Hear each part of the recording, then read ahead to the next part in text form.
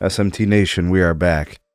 Nation, the state of New York has passed a new broadband law. They've been working on this for a few years, and it takes effect, I think at the time of this recording. It's now active. And what it basically states is that every home broadband provider within the state of New York is mandated to offer a $15 and $20 internet plan for low-income residents in the state. Now, in and of itself, you guys know where I stand. I'm a consumer advocate. I truly believe that America is better when everyone has the ability to be connected. And since the ACP has essentially defaulted and hasn't had funding since last year, doesn't exist anymore, there's been this gap, right? And the state of New York is not the United States. It is a state in the United States. And this is complicated. And I didn't have all the information. I didn't have all the facts, and now I do. So I kind of went on AT&T a little bit because I thought AT&T could find a way to get these folks connected. And I thought about how the state of New York maybe could have been a facilitator to find a solution that could have worked, and AT&T would not have had to withdraw out of the entire freaking state. Guys, AT&T doesn't offer wireline service in the state of New York. They only offer fixed wireless access. This law would mandate that AT&T would have to offer 200 megabits per second over their fixed wireless network for $15 or $20. I think the $15 would qualifies for like 25 meg, and the 20 is 200. The fixed wireless access network for AT&T is over their mobile network. They don't have that kind of capacity. They don't have the bandwidth. They don't have the resources to do this. In fact, nobody does. Not T-Mobile, not Verizon.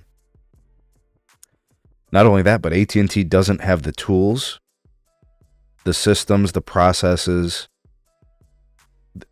Like, this does not exist. Like, they can't, AT&T can't do this.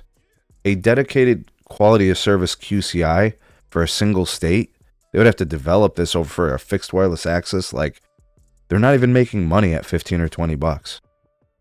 Now, you think about all that, the resources, the lack of capacity, the bandwidth, like, what the hell are we talking about here? By the way, I learned through a source that New York was mandating that this same parameters is offered to both consumer and business. This is insanely unrealistic. 200 megabits per second for $20 over a fixed wireless access shared network. Okay, 25 megabits, fine. Even 100 megabits per second, fine, right? $20. But you got gateways that you got to send to these folks. You got to develop the systems, the core tools. This is absurd. This is why AT&T withdrew completely from the state of New York and no longer offers AT&T Internet Air. You can't get it anymore. They're going to give folks 45 days to try to find a new provider. I think they're mandated by law to allow that. But AT&T's out. And it's because the state of New York is insane. They're crazy. These requirements, these demands, this law is illogical, unreasonable, and illegitimate. This doesn't work. You can't do this. That's the way I look at it after I look at all the information I've been able to obtain. It's like mandating a restaurant to sell filet mignon for $1. What? This is crazy. Guys, next up to discuss this is like T-Mobile and Verizon. AT&T was willing to leave. Well, I think Verizon can't leave. They're the ILEC for the state. So they can't do it. In fact, I think Verizon offers Fios 300 by 300 megabits per second for $20 a month. So when I was making my previous video, that's kind of how I saw this. I thought it was going to be something like that. But you can't do this over fixed wireless access. On a fiber network, fine. On a cable network, fine, right? Coaxial. Now, T-Mobile we can kind of discuss that, right? T-Mobile offers a $35 plan on their fixed wireless access, but that requires a wireless line. So move that down to $15 or $20. I think T-Mobile like guarantees speeds of like 50 megabits or something like that, up to 175 is what they kind of put as their expectation on the broadband labels. But like, I wouldn't be surprised if T-Mobile takes the high road and does the same thing. Is the state of New York going to advocate for AT&T and T-Mobile and these guys to get more bandwidth for the network? This isn't fiber. It's not cable. It's not wireline. New York leadership is dropping the ball. They just eliminated a competitor in the state of New York for home broadband provisions. Is this government overreach? Absolutely. Is this price regulation? Absolutely. Is it right for AT&T to leave the state of New York under these conditions in the scenario? I believe so. $15, $20 to conduct business. Let the state of New York pay it. Let the folks pay 15 or 20 bucks.